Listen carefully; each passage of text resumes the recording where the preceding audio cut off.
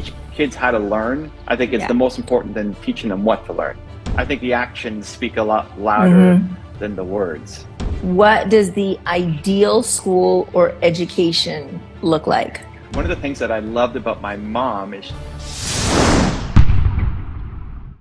All right, everybody. So Chrissy Matthew in the house. She's an awesome member of Movement Makers. She's been with us now for over a year, and as part of that, we're doing an interview together. So she's going to interview me. She's had some questions on her mind, and this is it. Take it away, Christy. What do we got? Yeah, there's certain things that I've meant to ask you from about your website, and your story's on your website, and since the beginning. So, like at the top, you say it's not your fault.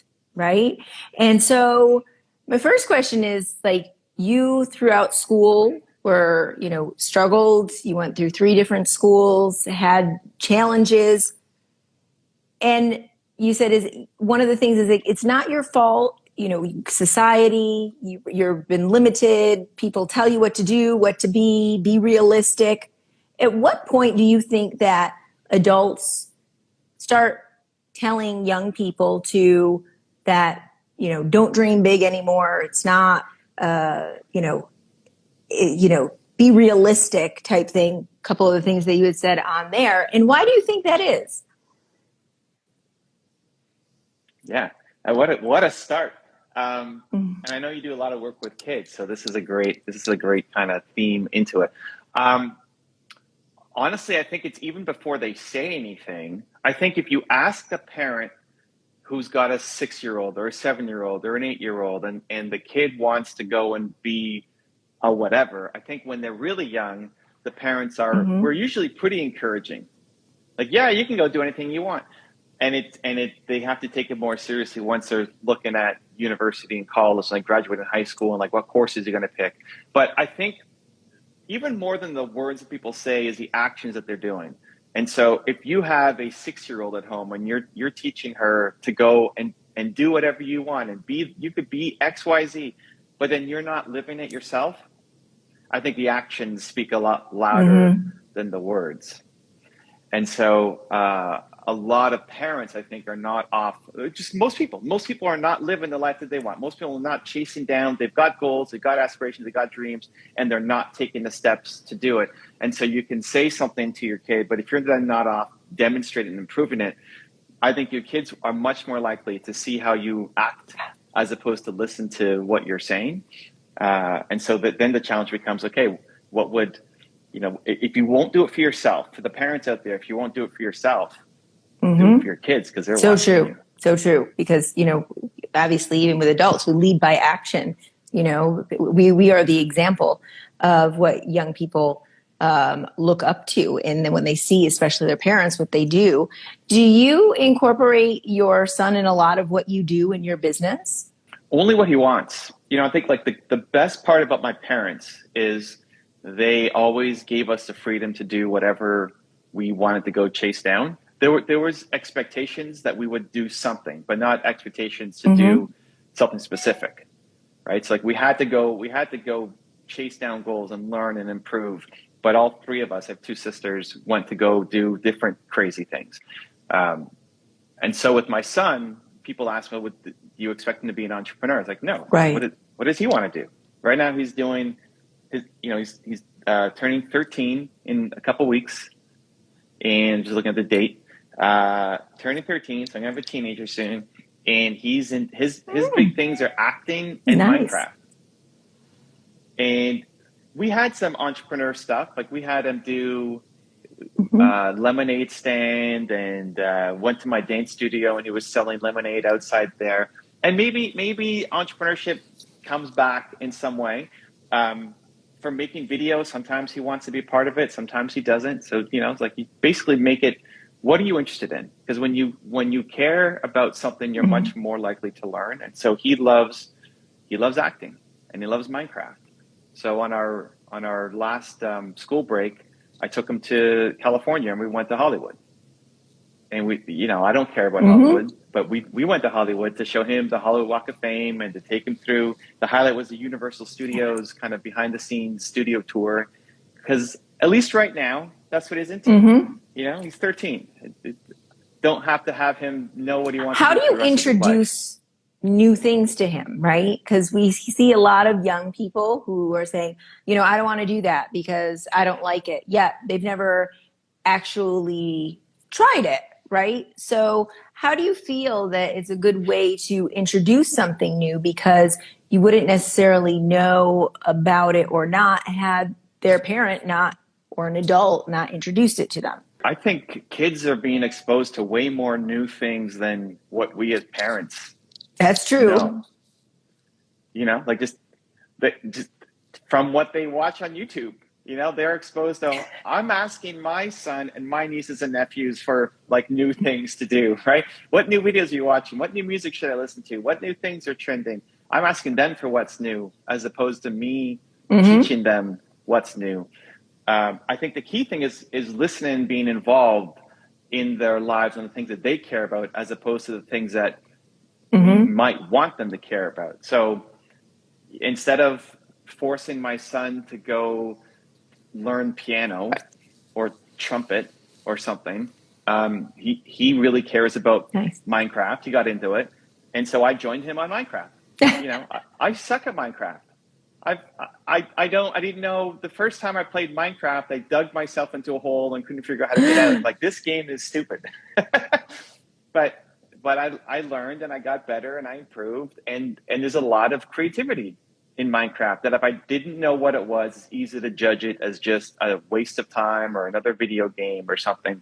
And so because he's interested in it, we spend time, like, it's hard, kids don't want to just sit down and talk about their life. I guess at least when you're 13 years old, 12 years old, right? Maybe when they're older, we'll see. But they don't want to just sit down and when you ask them, hey, how was your day? Fine. Yeah. What did you do? Nothing. And so how do you have conversations, and how do you lead them, and how do you guide them and mentor them? I think it's through shared activities, shared experiences. So if you want to show bouncing back after failure, if I'm playing Minecraft and I got my full netherite gear, which is hard to get, and then I die and I lose all of it, right? And I'm starting over. Then what happens? Do I rage quit? Do I yell at my computer? Do I blame the creeper that blew me up, right? Or say, okay, that sucks. Yeah. Deep breath. We're starting over, right? And like that is demonstrating the life lessons. I think you could teach life lessons through anything. And if they actually care about that thing, then now I'm demonstrating how to be an adult, I guess, as opposed to having to be through the things that I learned through. So I don't have to teach through entrepreneurship or through books or through piano. Teach it through the things that they actually care about. We're looking at trying to do one of the things that I loved about my mom is every year she took one of the three of us to something that we cared about.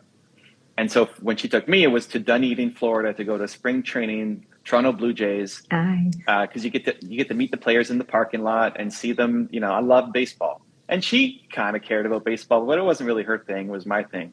So we're looking at how do we do that for my son, but also for my nieces and nephews. They lost their mom a year and a half ago, and my wife has kind of become the pseudo mom, and so they're a lot more than just nieces and nephews now.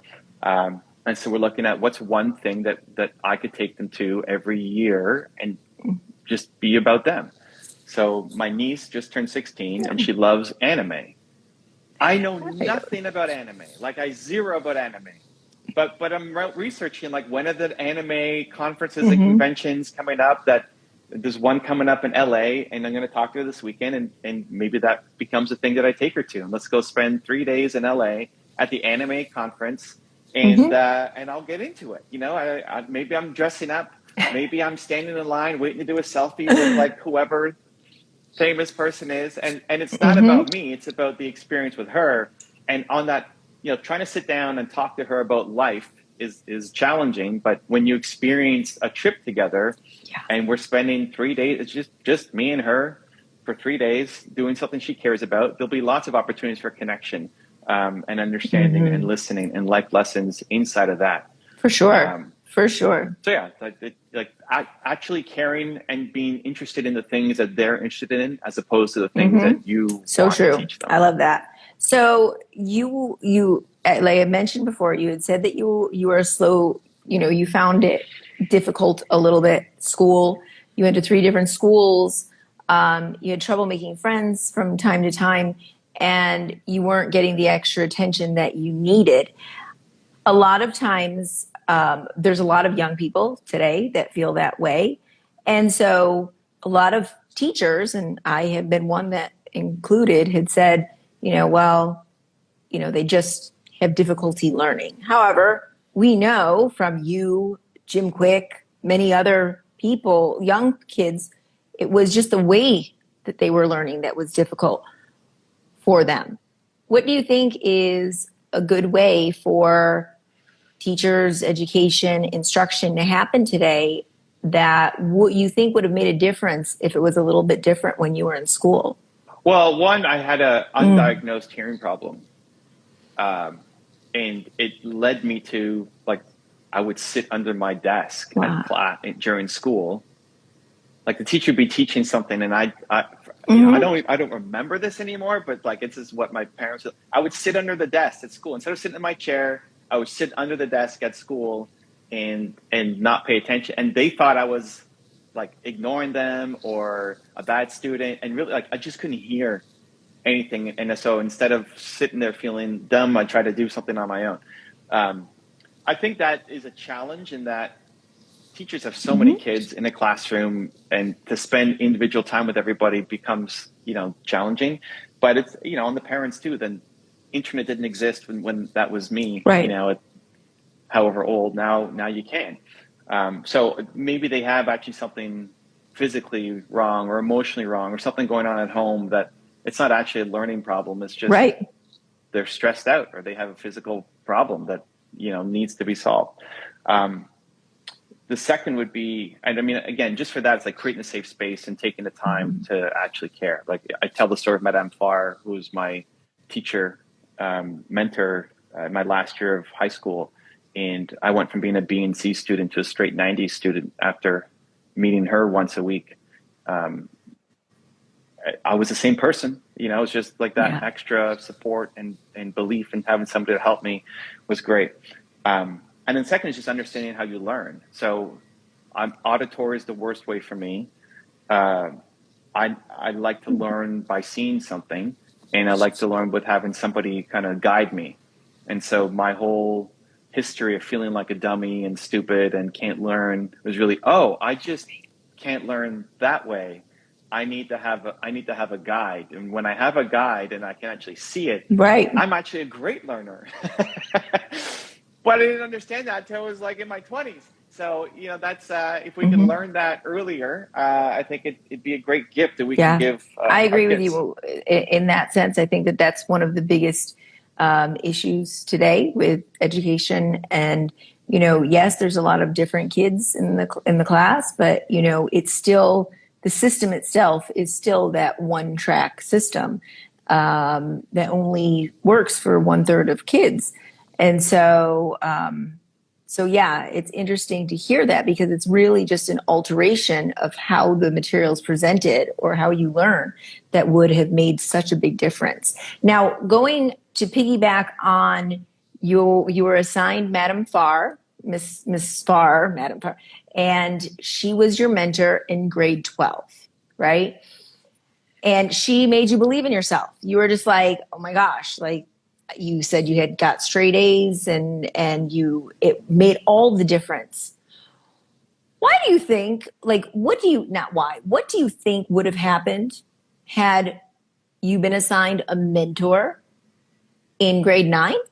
Yeah, it would have made all the difference in the world. And I think when I moved between Madame Farr and Mrs. Farr, because I called her Madame Farr, but most people don't understand what that means. Was she a French teacher? We try to say Mrs. Farr sometimes, but yeah, she was my French teacher.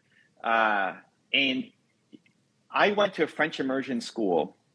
That was the second school that I went to before transferring to my final school for high school. And I was just way ahead in French because I went to French immersion, and now I went to regular school, and French was easy. So I was in class with people who were like 3 years my age and roasting them on on all the tests and exams, and it was super easy. Not because I was smart, but just because I was in such an intensive program that this was easy stuff that they were learning. So I built a little bit of a bond with her because she was my teacher there, and I think she felt bad for me being kind of picked on because I'm with people who are 2-3 years older than me, and I'm destroying them, but I'm the only one in the class who's that young and had no friends. And so she took a liking to me, I guess. And I'm grateful that my school had that program. They paired the graduating students with a teacher, and the idea was that you would meet once a week. It was a teacher mentorship program. Almost. Yeah, you said that, like, that's crazy. I mean, I think it's a combination of like the students maybe didn't want to meet the teachers, and the teachers weren't pushing it because they probably had a million other things to do, coaching classes, clubs and marketing and all that. Maybe I was too, it's like, okay, this is what we do. I didn't ask enough questions or judge it. It's like, okay, well, I guess I'm meeting her, and I got assigned her, which is great because maybe she picked me. I don't even know. It's probably, actually, if I think back of like students picking kids, she would probably have picked me. It's not some random assignment, but yeah. And I mean, I had already finished all the highest level French classes by that point. I wasn't even taking French anymore because I already finished grade 12 French, like in grade 10. So she wasn't helping me with school. She wasn't helping me with the content of the material. Meeting her every week. I'd meet her once a week in the morning before class started, and she would just ask me about how things was going. And it just felt great. And I had my parents who always injected me with belief too, but for whatever reason, like being in the environment, having a teacher who kind of knew what I was going through really helped. So if I had that at grade 9, yeah, I mean, what a difference it would have made. I don't know how we, obviously the more customized you can make it and the more belief you can inject into students, the better results are going to get. I don't have the answer for how do you do that at scale. Well, it's interesting because like statistics show that 75% of students who are mentored actually go on to graduate college or university. You don't exactly quote me on that right now because I don't remember. I was researching this last summer, and like there's so much importance on mentoring and mentoring programs, yet there are not a lot in most schools, or they wait until they make it optional, or they wait until it's high school or 12th grade. And the mentoring part of that. So I feel that mentoring is such an important part of helping young people and youth today, but there's very limited to that that exists right now. So if you could, as you were not making friends, if there's a young person today who's doing the same thing with you right now, like feeling the same, doesn't have a lot of friends, or feeling left out or struggling in school, what do you say to them? It's almost like let's be like talking to your younger self, right? So what would you say to them?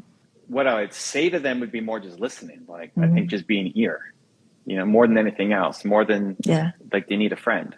So just be their friend. Ask them, hey, what do you want to do today? Play Minecraft? Cool. I wouldn't judge them and say, go do this. Like, let's go play Minecraft together. Let's go to the anime conference together or whatever. Do something to just listen and be with them. Is going to go a lot further than telling them, well, you should do X. What I would be looking for then is that how can they find community through the thing that they love? So how do they, if it's a Minecraft club, if it's a volleyball club, we're looking to get in some of our, it's a great example. My nephew wants to join volleyball. He was on YouTube watching volleyball tournaments and stuff. He's now obsessed with the volleyball. Like, how did that happen? I didn't tell him volleyball. Nobody told him volleyball. He just found the video on volleyball. So now we're looking at how do we get him into a volleyball program? Like, what's the closest volleyball? When does the season start? How do we get him in? How do we practice? Am I going to now be in the basement, Serving. like playing? I mean, yeah, exactly. Like I used to play volleyball just in like gym class, but I'm not a volleyball expert. But all of a sudden now we're, maybe we get into volleyball, and maybe in 3 months he doesn't care about it anymore, and now he cares about badminton, or he cares about something completely different. Cool. Like I think that's part of the experience, and so doing it with them, but then encouraging them to be a part of something that they can. Everything that is done solo can be done in groups. Like volleyball requires it is a team sport, but Minecraft, you can join servers, you can play with friends. One of the things that really helped him was doing Minecraft and Valorant, and being on, like, he went from being really shy and introverted to then doing voice comms where you're on a call with the people who are on your team and building friendships and learning how to communicate and learning how to talk to people through the thing that he cares about, instead of forcing him into band class or something that he doesn't actually like. Minecraft and Fortnite and all of that, because you could talk on there with them. It was great for my like English language learners, because they would have to speak in English, because most of them that are there on there and want to play with speak English, so they had to. It was great. I was like, where are you practicing? They're like, Minecraft, Fortnite. I'm like, oh, good for you. Like, it was great. Well, because it's the thing they care about. Like Tim Ferriss, who wrote The 4 Hour Workweek, had a great example. We were talking about when he's trying to learn a new language. He really loves martial arts and wrestling and physical contact kind of sports, and so he'll join those groups and pick up those books around that style. So if he's trying to learn Chinese, he'll learn whatever the martial art is in China and try to pick that up, and it'll force him to learn the language because he cares about the thing, as opposed to picking up just a textbook on the words. So absolutely, I think it's fantastic. Like, you're trying to learn English and you care about Minecraft. It's actually fun, and you want to learn how do you say chop down that tree in English. Now you're actually curious about it, and you research it and you learn it, so you can apply it into your life. And that's where I think we get a lot of things wrong, is we tend to judge the actions. If you look at parents, and it's out of love for the most part, right? It's just they want you to succeed, but a lot of it, I think, in a 2022 environment is misguided, because the opportunities available to somebody who's, even me, I'm 42. The opportunities available to me at 42 compared to my parents at 42, it's just a completely different world. Like, you can make more money playing Minecraft now and making videos and winning tournaments than you can being a lawyer. So true on that one. Last question. Okay. And so I really want you to know, if you had to paint a picture in your mind, what does the ideal school or education look like? I've struggled with this one. I don't have an answer. I haven't spent a huge amount of time like really think tanking it. So I would almost flip the question. Like, I'm curious what you think, and maybe you can add that at the end. I think mentorship definitely plays a bigger role. I don't know how to scale it. I don't know if it requires having more people coming in, more parent volunteers, more, I think less just here's what you have to learn. Like, most of the stuff we learn is forgotten. Most of the stuff that you pick up is really just memorization to pass the test. And so it's not really training us to learn things that matter. And I think I struggle with this with my son and my nieces and nephews, where it's like, this is useless. Right. Like, I'm never going to use this, right? Why am I studying this? Yeah. Like, you're right. I got nothing. It is useless. I don't use any of this. And the chance of you actually applying this is pretty much zero, but it's good building the discipline and the structure. Absolutely. So go do it. But it's not as strong a message. But yeah, definitely trying to figure out ways to teach kids how to learn. I think it's the most important than teaching them what to learn. Like, how to learn versus what to learn is huge. People can learn. Bill Gates had this great quote, which I've been playing with. And I'm going to kind of mess it up word for word, but the idea was, you can learn a lot more when you're in community than trying to do it on your own. So even if college or university or the school system is not structured very well, the fact that you're doing it together really increases your ability to follow through, really drives up your likelihood of following through. which if I look at movement makers, it's what I'm trying to do, is that there's no set curriculum. Yeah. It's like, what do you guys want to talk about? What do you want me to talk about? Like, what's the theme for this session? Because I want to make content and have discussions on what you guys care about the most. And it's never it's never a photocopy of what was 2 weeks ago or a month ago or 2 months ago. It's always like the latest of what I'm working on. But then the collaboration and connection between you guys as well, I think is important. I don't know that we even need, like, just thinking out loud now, brainstorming while you're here, like the fact that we even put people in groups based only on age is probably ridiculous. Absolutely, because you have different levels, right? Kids are at different levels. They could be at one level in math or a different level at something else. And so, okay, you're in 11th grade or 10th grade simply because you're, this age, like it's almost absurd. So, yeah.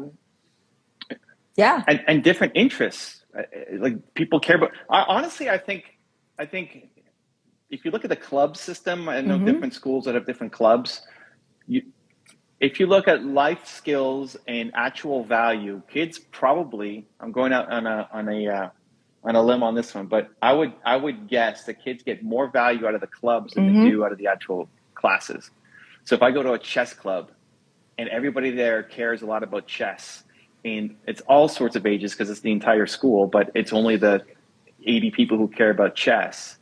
And I'm learning and I'm making connections and friendships and strategies, and I'm competing, but also playing with some of the people who are at similar levels to me, even if they're at different age groups. I think that's probably the highest value. So now how do you replicate that out? And how do you create curriculum? It's not even curriculum. How do you create, I don't know what alternative schools are doing, but and then how do you have mentors come in who actually are living their life? Like most guidance counselors don't like their own life. And so they're now giving guidance to other kids on how they should live their life. So I do a lot more community. Yeah. I do a lot more involvement. I do a lot more asking people to come in and speak. I do a lot more customization. I do a lot more mixing of interests and age groups. A lot more action as opposed to studying. Let's go out and build something, make something. Even in my fourth year university course on entrepreneurship, it was just about writing a business plan, and I was already running my business at the time. Like go and create a company, go do something, go instead of just studying in a textbook, right? But all of that requires a completely different way of thinking about education. But I don't know how you do that at scale without it costing 1,000 times more. I'm sure there are ways. I'm figuring out the scale part. That's why we need people like you to everything else that you said, like for my online school that I have, like that's exactly what it is. Like, kids are mixed in with each other, because why does it have to be just one level, grade level, or another level? If I'm having all the kids, read Built to Serve, then why do they have to be in a different classroom to read Built to Serve and to, then have that discussion around it and work together to do a project around it, right? And so when you think about it, it's about, taking those, doing a podcast about, like, or having, like, one of my students, she had to interview the guy that shot Archduke Francis Ferdinand, and she loves to do animation. So she was able to do an animation cartoon of her, because she doesn't like to be on, herself doesn't like to be on camera, an animation of her introducing him, but she had to research the theory and why he did it and all that stuff. So her questions had to be based on that, and his answers had to be based on it. But she was able to do it in the form of a cartoon, which was pretty cool. That was high school. She was in 10th grade. Let's see. Yeah, she was in 10th grade when she did that. So pretty cool. I think that's a killer age. I think that's a great, I think, to add on to that, then I think you need strong ties into the community to then give people internship programs around the things that they care about.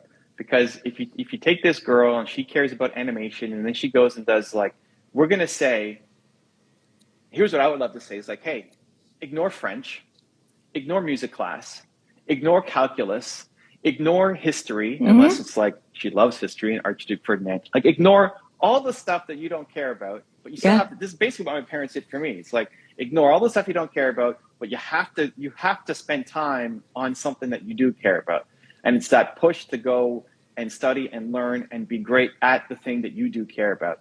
And so if it's animation for her, then she's going to graduate high school being kick-ass at animation and like zero at everything else. Which, how do we set her up to then have success in life? Which would be, let's get her some kind of opportunity either to start her own business in animation or intern at an animation company, who, when they hire her, will not care about her French mark or her trumpet mark, or like, all they care about is, can she do the job?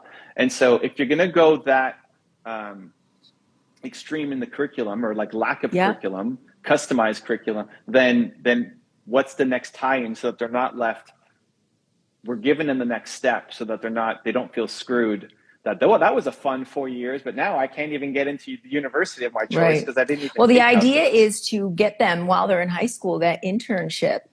And so that then, for especially with the low income people, so that they don't have to, everybody can go to college or university or afford it. So then they can get jobs right out of high school because they have a specialization in a certain area. Yeah, honestly, it might even make sense to go category by category. You know, it's like, if you look at how did Facebook blow up? Well, they were only for university campuses at the beginning.